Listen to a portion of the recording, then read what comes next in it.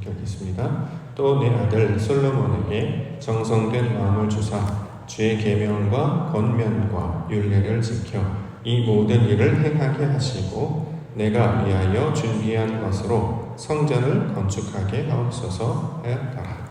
아멘. 역대상 29장 17절부터 19절까지 본문입니다.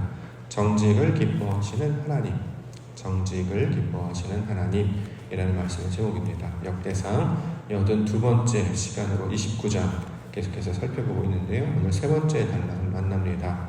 자, 세 번째 단락에서 강조하는 것, 정직에 관한 이야기를 하고 있는데요. 다윗이 지금 성전 건축을 위한 모든 준비를 다 마친 상태였죠. 재료들을 준비했을 뿐만 아니라 사람들을 세워서 직임을 맡겼고, 더 나아가 자원하는 마음, 성심의 마음으로 하나님을 향한 건축 준비를 완전히 다 마쳤습니다.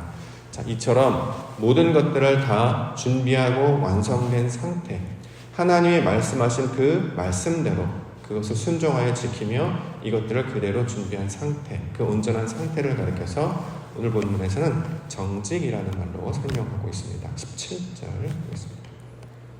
17절 나의 하나님이여 주께서 마음을 감찰하시고 정직을 기뻐하시는 줄을 내가 아나이다. 내가 정직한 마음으로 이 모든 것들을 즐거이 드렸사오며. 자, 정직을 기뻐하셔서 정직한 마음으로 하나님께 모든 것들을 즐겁게 드렸다. 자, 이렇게 다윗이 고백을 하고 있죠. 정직이란 개념 우리가 살펴보기를 원합니다. 정직, 바르다, 공정하다라는 의미로 우리가 늘 사용하고 있는 단어인데, 궁금한 것은 무엇이 바른 것이고 무엇이 공정한 것인가 하는 것입니다. 기준이 필요하죠. 자, 성경에서 말하는 모든 기준은 하나님이 기준이 되고 있습니다. 즉 하나님의 말씀을 따르는 것을 정직이라고 합니다. 하나님께서 말씀을 그대로 우리 가운데 주셨습니다. 그러면 그 말씀 그대로 우리가 이것을 감당해내는 것을 준행한다라고 보통 이제 표현을 하죠. 자, 하나님이 보여주신 그 뜻대로 내가 동일하게 그것을 감당하면 이것을 그 모양이 똑같아졌기 때문에 이것을 정직이다, 이렇게 성경은 이야기하고 있습니다. 윤리적이고 도덕적인 옳고 그름을 말하는 것이 아니라 하나님의 뜻이 내 안에 그대로 열렸는가, 이게 이제 정직의 기준과 내용이 된다는 거죠. 이것을 우리가 이해하기 쉽게 다윗이라는 이름으로 기억하시면 이제 이해하기가 쉽습니다. 다윗, 우리가 이해하기 쉽게 다비드라고 우리가 기억하고 있죠. 다비드, 하나님께서 열어놓으신 것을 내게 열어놓은 것, 하나님의 구별다심이 나의 구별되는 것. 그래서 주의 말씀대로 내 안에 동일하게 열매가 열리게 되면 이걸 다비드 이렇게 우리가 그 이름의 내용을 통해서 우리가 이걸 이해했습니다. 이걸 이제 성경에서는 하나님 마음이 합한 자다 이렇게 이제 번역하기도 했죠. 이처럼 하나님께서 말씀하신 그대로 내 마음이 그대로 열리는 거예요. 그 모양 똑같이. 그럼 이걸 정직이다 이렇게 얘기하고, 반대 개념도 있겠죠. 하나님이 말씀하신 그대로 열리면 정직인데 열리지 않았어요. 그럼 이걸 뭐라고 합니까? 이걸 거짓이라고 한다는 거죠. 자, 하나님의 말씀 그대로 열리는 것이 아니라 다른 것들이 맺혀지게 되는 거예요. 이걸 그래서 엉겅퀴, 가시덤불, 쓴 뿌리, 쓴 열매, 헛것들, 헛된 일들 이렇게 이제 이야기하는데, 성경에서 말하는 정직이란 뜻이 하늘에서 이룬 것 같이 땅에 그대로 이루어지는 그 모양과 상태를 가리키는 말로 우리 가운데 가르쳐주고 있습니다. 다윗이 성전 건축을 위해서 이제 모든 것들을 준비했죠. 그럼 준비하고 나서 어떻게 변화가 되느냐? 이게 다 하나님께서 하신 일이구나라는 걸 깨달아 알게 됐다는 거죠. 자, 많은 재료들을 준비했습니다. 그러면서 깨닫는 것이 다윗이 고백을 하는 거예요. 이게 내가 준비한 게 아니라 하나님께서 이것을 행해 주셨다라는 거죠. 실제로 두로에서 목공들을 보내거나 또는 재료들을 준비하거나 이런 것처럼 많은 재료와 많은 건축물들을 수집하고 모았으나 이것은 다 하나님이 하신 일이었군요 라는 것을 깨달아 알게 됐습니다. 자, 즉 자신의 공로라 여기지 아니하고 온전히 하나님의 은혜와 능력 때문이었음을 고백하게 되는 것, 이게 이제 정직이라는 거예요. 이게 우리 마음 가운데 그것을 깨닫지 못하면 우리는 자꾸 자기의 유익을 주장합니다. 그래도 내가 수고했기 때문에, 그래도 내가 애썼잖아, 그래도 내가 한 일이 있고, 그래도 내가 머리가 좋고 내가 능력이 있기 때문에 이렇게 자꾸 고백한다는 거죠. 그런데 하나님께서 우리에게 원하시는 정직의 모습이라는 것은 이 모든 것이 하나님의 것입니다. 우리가 어저께 살펴봤던 것처럼 주의 손에 달려있는 것이고 주의 것에 속한 것입니다라는 걸 깨달아서 그대로 올려드리며 고백하게 되는 것을 가리키고 있는 말입니다. 하나님의 것을 자신의 것이라고 여기지 아니하고 하나님의 것으로 인정하고 고백하는 일. 자, 이것이 정직의 내용이 될 것입니다. 우리가 날마다 기도하며 예배합니다. 왜 기도하고 예배할까요? 부지런해서, 신앙이 좋아서, 아니면 그렇게 건강과 믿음이 좋아서 이렇게 고백하기보다는 하나님께서 우리를 그렇게 만드셨음을 고백하는 일이죠. 내 것이 하나도 없는 상태가 되는 거죠. 우리가 이제 깨닫게 되는 거죠. 깨어남도 내 능력으로 깨어나는 것도 아니고, 걸어옴도 내 힘으로 걸어온 것도 아니고, 다 이 모든 것이 하나님이 행하신 일임을 순간분초마다, 매일마다 우리가 깨달으며 나아가는 것. 자, 이것을 정직의 내용으로 설명하고 있습니다. 그러면 이게 내 것이 아니라 하나님의 것이군요 라고 한다고 하면, 이것이 우리에게 주시는 선물과도 같은 것이잖아요. 내 게 아닌데 하나님께서 내게 맡겨주셨어요. 그럼 이게 선물이 되는 것이고, 이것이 선물임을 기억하는 자들은 감사하게 되는 것이고, 그렇죠? 하나님께 영광으로 날마다 하나님의 일들로 고백하는 자가 되게 하신다라는 거죠. 자, 이러면 이것을 정직이다. 그래서 하나님께서 마음을 감찰하셔서 살펴보니까 내 속에 내 것이 아니라 하나님의 것으로만 충만한 상태가 되었습니다. 이것을 하나님께 다시 돌려드립니다 라는 모양을 지금 성전 건축을 드리는 모양으로 설명을 하고 있습니다. 이걸 이제 우리가 신앙으로 이제 적용을 해보면, 신앙이라고 하는 것은 결국 하나님의 일들을 계속해서 발견해 나아가는 과정 아니겠습니까? 그래서 우리가 이전에는 그래도 내 자격이, 그래도 내 행위가, 그래도 내 믿음이 이와 같은 영광의 길을 얻게 된 것이다 생각했는데, 하나님을 만나면 만날수록 이것이 더욱 하나님께서 값없이 주신 선물임을 날마다 발견하며 나아가게 된다는 거죠. 그래서 왜 예수 그리스도께서 자신의 뜻대로 하지 아니하고 하나님의 뜻대로 하기를 원하냐면, 그가 정직의 사람이었기 때문입니다. 성전된 사람이었기 때문입니다. 우리가 성전된 모양으로 변화되는 것은 내 것을 내 것이라 주장하지 아니하고 하나님의 것을 인정하며 그것을 날마다 고백하는 자로 나아가는 것. 자, 그 모양으로 우리 가운데 보여주고 있다라는 것이요.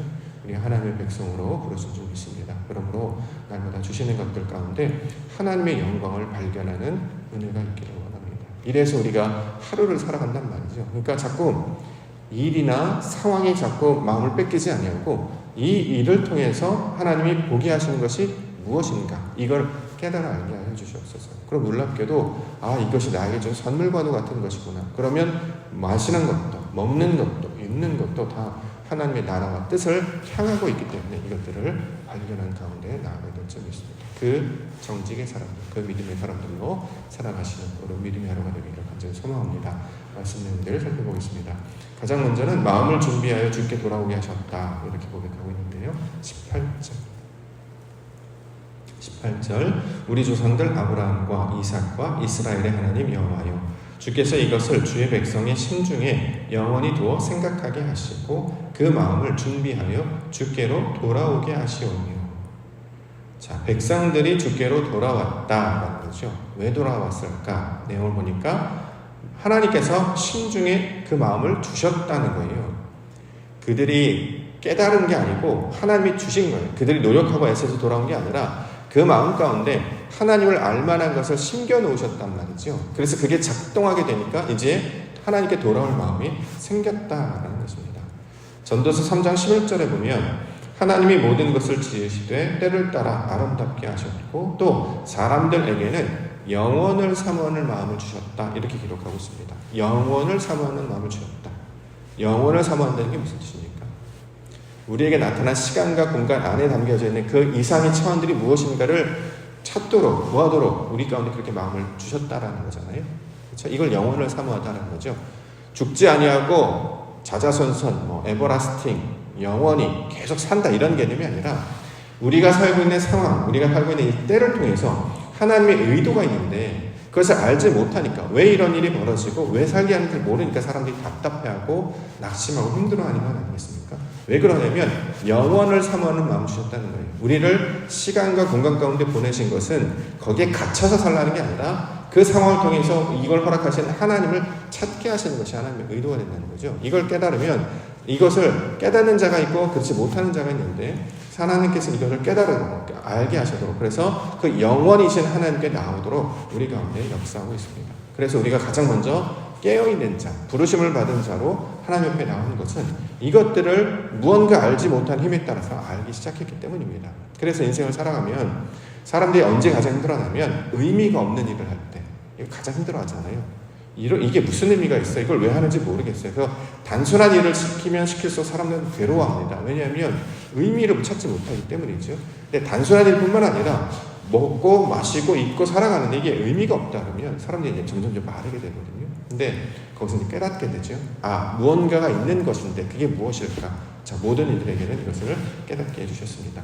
사도 바울은 이것을 하나님을 알만한 것을 그 속에 보였다라고 고백하기도 합니다. 로마서 1장 19절과 20절 보면 이는 하나님을 알만한 것이 그들 속에 보임이라 하나님께서 이를 그들에게 보이셨느니라. 창세로부터 그의 보이지 아니하는 것들 곧 그의 영원하신 능력과 신성이 그가 만드신 만물에 분명히 보여 알려졌나니 그러므로 그들이 핑계하지 못할지니라. 자, 영원하신 능력, 신성이 모든 만물에 분명히 보여 알려졌다는 거예요. 알아야 되는데 우리가 몰라요. 그래서 답답하다는 거죠. 그래서 이게 도대체 뭐지? 왜 이런 일들이 벌어지지? 이걸 안다는 거죠. 여기서 이제 핑계하지 못한다라고 하는 것은 우리가 생각하는 변명을 대라 이런 말이 아니라 모른다 할 수 없다는 거예요.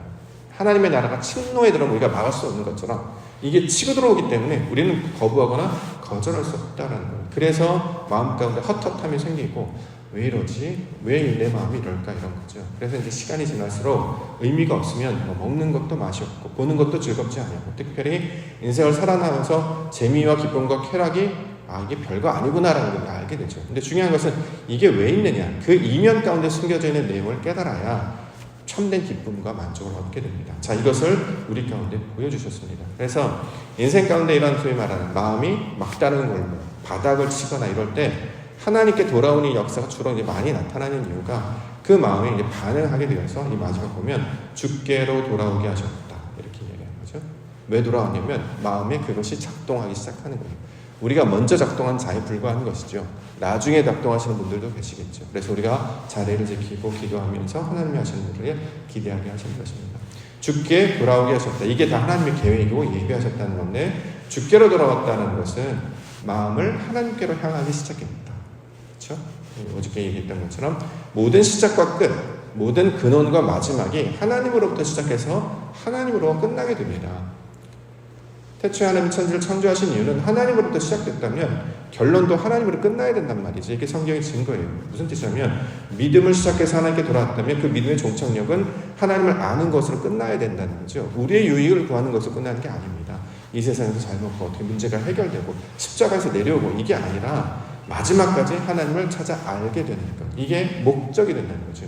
근데 목적이 뭔지 모르니까 헤매이고 이스라엘 백성들이 광야에서 40년을 헤매이다 끝나는 것처럼 인생이 이렇게 헛된 길로 늘 돌아다닌단 말이죠. 근데 이걸 바르게 깨닫게 되면 하나님을 아는 지경에 나아가게 되면 더 알고 싶어하고 더 경험하고 싶어하고 날마다 하나님을 원하는 자로 바뀌게 되는 것입니다. 이걸 주께로 돌아오게 했다. 자, 이렇게 지금 묘사하고 있죠. 정성된 마음을 주셨다라는 말로 이어서 설명합니다. 19절 또 내 아들 솔로몬에게 정성된 마음을 주사 주의 계명과 권면과 윤리를 지켜 이 모든 일을 행하게 하시고 내가 위하여 준비한 것으로 성전을 건축하게 하옵소서 하였다. 자, 정성된 마음을 주었다. 이 말은 어저께 우리가 살펴본 성심으로라는 단어와 똑같은 말입니다. 원어를 보시면 샬롬으로 되어 있습니다. 레브 샬롬. 샬롬, 평강, 평화라는 거잖아요. 하나님의 마음을 그대로 내가 받아서 그 마음을 간직하는 상태, 이걸 평강, 샬롬이라고 하죠. 자, 하나님의 마음을 내가 가지면 이걸 정성됐다라고 이야기하는 거예요. 사람의 힘과 노력으로 감당하는 게 아니라 성령, 하나님이 주신 마음의 감동으로 움직이는 걸 정성이라고 한단 말이죠. 우리가 마음을 다하고 뜻을 다하고 정성을 다하여 젖먹는 힘까지 다하여 최선을 다해 목숨을 걸어 이 사람들의 노력이 아니라 하나님이 주신 감동 때문에 움직이게 되는 것을 정성된 마음, 성심이다 이렇게 성경은 묘사하고 있습니다. 하나님께서 우리에게 요구하시는 것은 너의 힘을 보여봐가 아니라 내가 준 것을 돌려줘라는 거잖아요. 하나님을 알았느냐? 아는 것으로 경배하고 하나님을 깨달았느냐? 깨달은 것으로 고백하고 하나님께 은혜를 받았느냐? 그 받은 은혜로 감사하는 것을 원하는 것이지 아무것도 안 주고 베푼 것도 없는데 일단 네가 잘해봐. 그럼 내가 뭔가 보여줄게. 이렇게 하신 분이 하나님이 아니시라는 거죠. 하나님께서는 천지만물을 창조하실 뿐만 아니라 아들을 보내셨고 보혜사 성령을 보내주셔서 그것으로 하나님의 영광을 찬양하라고 말씀하셨어요. 그래서 그걸 우리가 그대로 받았다면 이걸 정성되다, 성심 이렇게 이야기한다는 거죠. 그래서 이거를 하나님이 주신 것을 주셨다 말하여서 이 주신 것으로 주님께 돌려드립니다. 그러니까 이게 정직이 된다는 거죠. 하나님이 하신 일을 내가 그대로 인정하는 것. 근데 사람들은 뭡니까? 하나님이 주셨는데 받은 적이 없다라고 고백하는 거예요. 하나님이 날마다 도와주시고 지켜주셨는데 언제 나한테 잘해주셨습니까? 내게 언제 역사하셨습니까? 하나님은 손이 짧으셔서 구원하지 않으셨고 응답하지 않으셨습니다 라고 이야기하는 거예요. 이건 이제 기만, 거짓, 속임 이런 말로도 이제 성경을 이야기한다는 거죠. 근데 다윗은 이걸 알게 되었죠.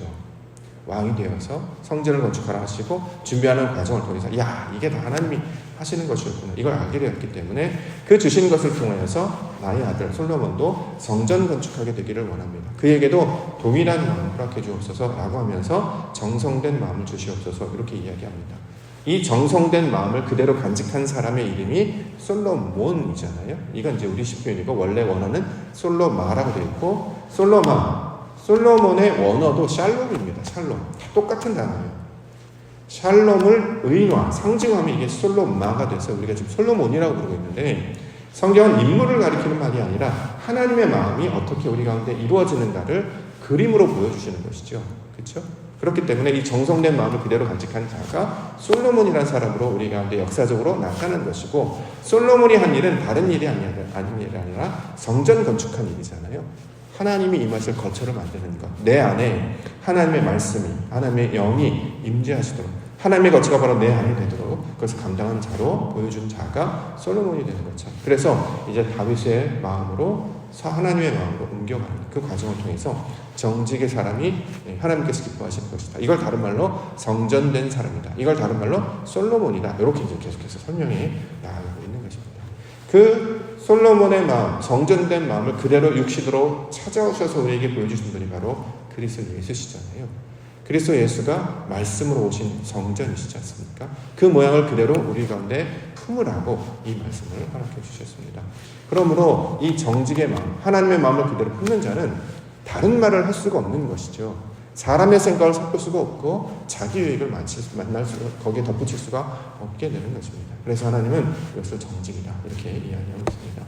하나님께서 우리에게 필요한 모든 것들을 행해 주셨습니다. 신앙은 그것을 발견하는 것들부터 시작하고 이것을 감사하며 기뻐하며 하나님께 올려드리면 그 다음에 필요한 것들은 하나님께서 채워주실 줄 믿습니다. 무엇보다 하나님의 마음을 품게 하여 주시옵소서. 그 마음을 품고 하나님 앞에 정직한 자로 정전된 자로 주님을 기뻐하는 자 되게 하여 주시옵소서. 이렇게 하나님의 나라의 뜻을 구하며 오늘 주의 말씀과 동의하며 살아가시기 믿음이 하는 되시기를 주님의 이름으로 간절히 축원합니다. 기도하겠습니다.